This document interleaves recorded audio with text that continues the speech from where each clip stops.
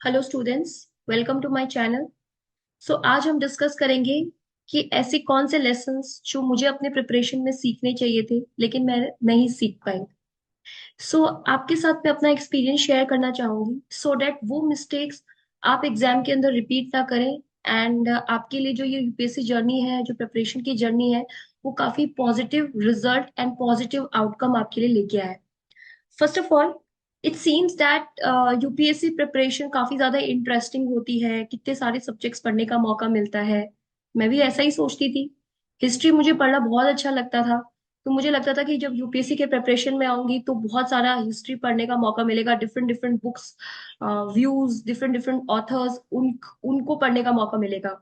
But let me tell you, UPSC preparation is boring, क्योंकि हमें multiple sources ने, बल्कि कुछ एक लिमिटेड सोर्सेज को मल्टीपल टाइम्स रिवाइज करना होता है।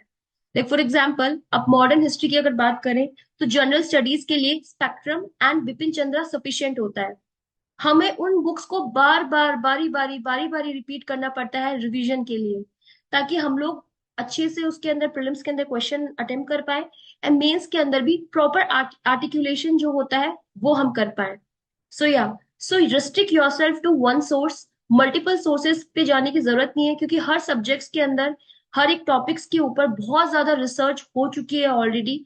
और हमें रिसर्च की तरफ नहीं, बट एग्जाम ओरिएंटेड की तरफ हमें पढ़ने की जरूरत है। Now, all subjects are not equal. This is very important. Why so? Because हम बहुत सारे सब्जेक्ट्स यूपीएससी की प्रिपरेशन में पढ़ने पड़ते हैं, but we need to prioritise कि हमारे प्रायोरिटाइज सब्जेक्ट्स कौन कौन से हैं। आप साइंस एंड टेक कंटिन्यू नहीं पढ़ सकते हो, और एंशंट नहीं छोड़ सकते हो, पॉलिटी नहीं छोड़ सकते हो। अगर कुछ लोग बोलते हैं कि अरे एंशंट की लास्ट ईयर 13 क्वेश्चन आए, 14 क्वेश्चन आए, बट आप सिर्फ एंशंट कर रहे हो और पॉलिटी नहीं कर रहे हो। पॉलिटी की तो हर साल कंसिस्टेंट एटलीस्ट 10 to 11 क्वेश्चन आते हैं। अगर वो हम, एक मिनिमम सोर्स जो हमें बता रखा है लक्ष्मीकांत, अगर फिर भी हम वो पढ़ के अगर वो क्वेश्चंस गलत कर रहे हैं, it means fault is with our preparation. तो आई थिंक कोई भी सब्जेक्ट, सारे सब्जेक्ट्स इक्वल नहीं है। वी नीड टू प्रायोरिटाइज कि हमारे मेन सब्जेक्ट्स कौन कौन से हैं जो एग्जाम ओरिएंटेड के लिए इंपॉर्टेंट है, और उन सब्जेक्ट्स को हमें पढ़ने की जरूरत है। The next is, you won't complete the syllabus ever. Yeah, this is true. इतना ज्यादा सिलेबस है, 9 पेपर होते हैं मेंस में, 7 से 8 सब्जेक्ट होते हैं आपके प्रीलिम्स में। तो उन सब्जेक्ट्स को कभी भी आप सिलेबस को पूरा कर ही नहीं सकते हो। बट इवन दो, अगर आप कुछ मिनिमम सब्जेक्ट्स अगर कर लेते हो तो देयर आर चांसेस कि आप इंटरलिंकेजेस कर सकते हो। Like for example, geography, history, polity and economics. At least ये सब्जेक्ट्स जो जो है वो मिनिमम बेस रखते हैं प्रिपरेशन का। तो ये सब्जेक्ट्स हमारे जरूर पूरे होने चाहिए, जिनके अंदर बेसिक जो चीजें होती है। Don't rely on mock test marks. हाँ, हम लोग की बहुत आदत होती है कि कोचिंग इंस्टीट्यूशंस में जो भी हम लोग मॉक्स देते हैं उन पे रिलाई करते हैं कि 70 मार्क्स आ गए, दुखी हो जाते हैं, 100 अबव आ गए, बहुत खुश आते हैं। और अगर रैंक्स निकलती है जिनमें अगर टॉप 500 में भी आ जाते हैं तो we feel very happy, and अगर उसमें कम आ जाते हैं तो we feel very sad. Mock test जो होते हैं वो कंटिन्यूअसली प्रैक्टिस के लिए होते हैं, ताकि आप जब फाइनल एग्जाम में जाए तो आपको बिल्कुल नया ना लगे। आप एक प्रॉपर सेटअप में एग्जाम दे रहे हो। 9:30 से 11:30 आप जीएस का पेपर दे रहे हो, देन 2:30 से 4:30 आप सी सैट का पेपर दे रहे हो मॉक के अंदर। तो ये एक आपको एक सेट डिसिप्लिन कैपेसिटी के अंदर आपको पेपर देने के लिए इन्फोर्स करता है, ताकि आप एग्जाम में जब डायरेक्ट जाओ तो आपको प्रेशर ना फील हो। तो उनके मार्क्स इंपॉर्टेंट नहीं है, इंपॉर्टेंट ये है कि आप उसका प्रॉपर एनालिसिस कैसे करते हो। अगर आपने कोई क्वेश्चंस गलत किया है तो मेक श्योर कि आप वो कॉन्सेप्ट पढ़ो, कॉन्सेप्ट को रिवाइज करो, एंड वो क्वेश्चन जो है सिमिलर टॉपिक का क्वेश्चन अगर नेक्स्ट टेस्ट में आ रहा है तो वो गलत ना हो। ठीक है। तो ये जो ये हमारी कोशिश रहनी चाहिए, rather than only obtaining marks in the mock test. The next is, give it time, keep calm and be patient. या बहुत सिंपल लगता है ये लिखना कि अरे काम कैसे रह सकते हैं। सी, आप अगर कोई सब्जेक्ट आपने पढ़ा है, इफ यू आर इम्प्रूविंग, आप कंटिन्यूसली मॉक दे रहे हो, तो एक ही मॉक के देने के बाद या एक ही बार रिवीजन के बाद जरूरी नहीं कि आपके मार्क्स 10 मार्क्स इंक्रीज हो जाए। Give it time. पहले 5 मार्क्स इंक्रीज होंगे, फिर 7, फिर थोड़ा स्टैग्नेंट भी आ जाता है, देन 10।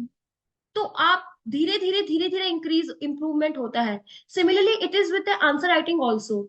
एक दिन में आप कभी भी आंसर परफेक्ट नहीं लिख सकते हो, और एक दिन के अंदर कभी भी आप मिनिमम लिमिटेड टाइम में, जैसे 7 मिनट्स या 11 मिनट्स में 10 मार्कर और 15 मार्कर के आंसर्स नहीं लिख सकते हो।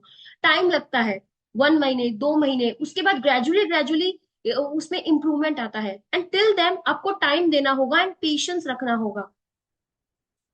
Don't do everything in one day. Yes, क्योंकि इतना प्रेशर रहता है जीएस का, ऑप्शनल का, सीसैट का, आंसर राइटिंग का, मॉक सॉल्व का। कभी कभी तो प्रेशर रहता है पर्सनैलिटी का कि इंटरव्यू में क्या लेके जाएंगे। बट आप सब कुछ एक दिन में नहीं कर सकते हो, ट्रस्ट मी। अगर आप एक दिन में 3 से 4 जीएस के सब्जेक्ट पढ़ लेते हो, फिर सीसैट भी कर रहे हो, फिर ऑप्शनल भी कर रहे हो, फिर डेली आंसर राइटिंग भी कर रहे हो, तो कोई फायदा नहीं है।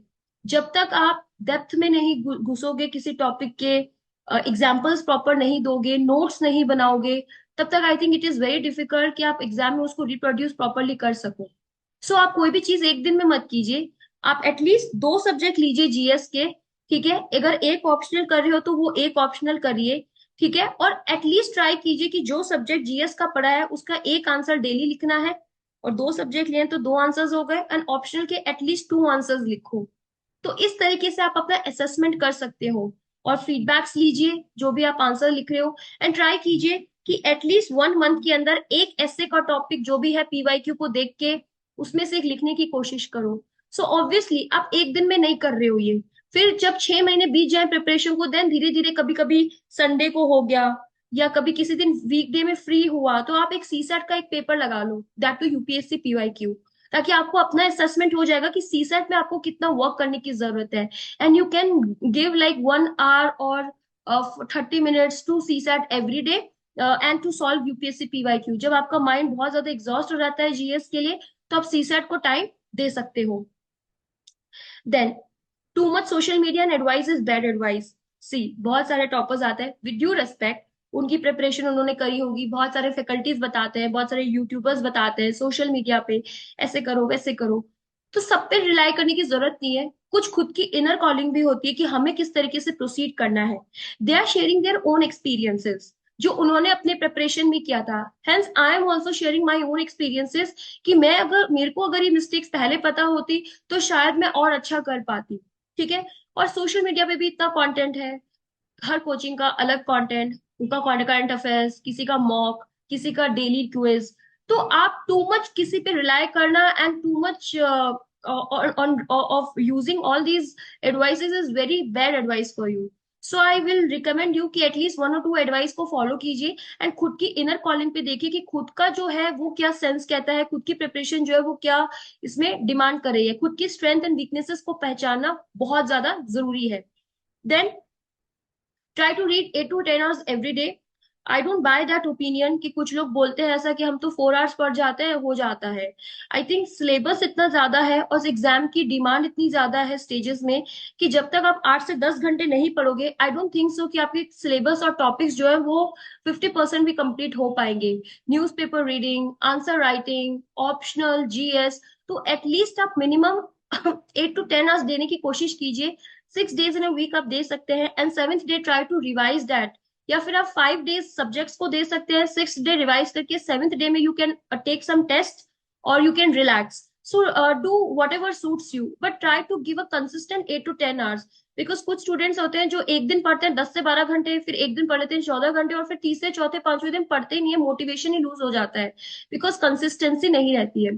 So here consistency is very important. So try to read 8 to 10 hours every day.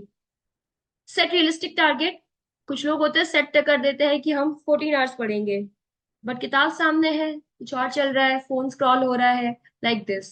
सो अपना रियलिस्टिक टारगेट सेट कीजिए कि okay, minimum I read for 8 hours and I will finish that. For example, आप एक डायरी मेंटेन कर सकते हैं जिसके अंदर आप लिख सकते हैं कि जीएस में आपको क्या करना है आज टॉपिक, ऑप्शनल में आपको क्या करना है टॉपिक, एंड आपको अगर कोई डेली आंसर राइटिंग लिखना है तो उसके अंदर आप क्या कर सकते हैं, और अगर कोई पेपर सॉल्व करना है या न्यूज़पेपर पढ़ना है तो उसके अंदर कौन कौन सा सेक्शन जो है वो आपको पढ़ना है। तो एक रियलिस्टिक टारगेट जो है वो सेट करने की कोशिश कीजिए। Learn to manage your emotions, this is very important.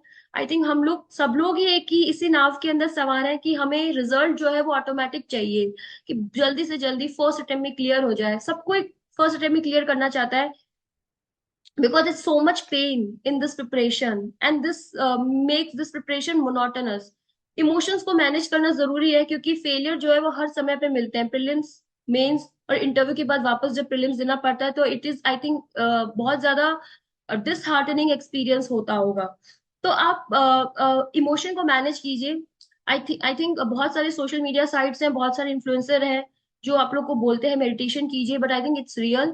अगर हम थोड़ा सा मेडिटेशन करते हैं तो थोड़ा सा हमारा जो एग्जाम के प्रति एंजाइटी होती है वो काफी हद तक जो है वो कंट्रोल हो सकती है। And secondly, last but not the list, यहाँ पे जो कृष्णा की जो ज्ञान है, सेल्फलेस वर्क या फिर निष्काम कर्म जिसको कहते हैं, कि आउटपुट के बारे में ना सोच के सिर्फ काम करो, क्योंकि आई थिंक हमारा जो है कंट्रोल वो रिजल्ट पे नहीं है, बट हमारा कंट्रोल हमारी प्रिपरेशन पे है। सो आई थिंक आपको अगर थोड़ा भी ईश्वर में बिलीव करते हो तो प्लीज आप थोड़ा सा ऊपर वाले पे और खुद पे भरोसा कीजिए और सब चीजें उनके हवाले कर दीजिए। You just give your best in this preparation, कि फ्यूचर में आपको कभी भी एक रिग्रेट और गिल्ट ना हो कि आई विश मैंने अपनी प्रिपरेशन में ऐसा कर लिया होता। सो आई थिंक इमोशन को मैनेज करना भी यहाँ पे बहुत ज्यादा जरूरी है। सो मैं यहीं पे इस वीडियो को एंड करना चाहूंगी। आई होप ये आपके लिए ये वीडियो है वो काफी इंफॉर्मेटिव रहा होगा। Thank you so much.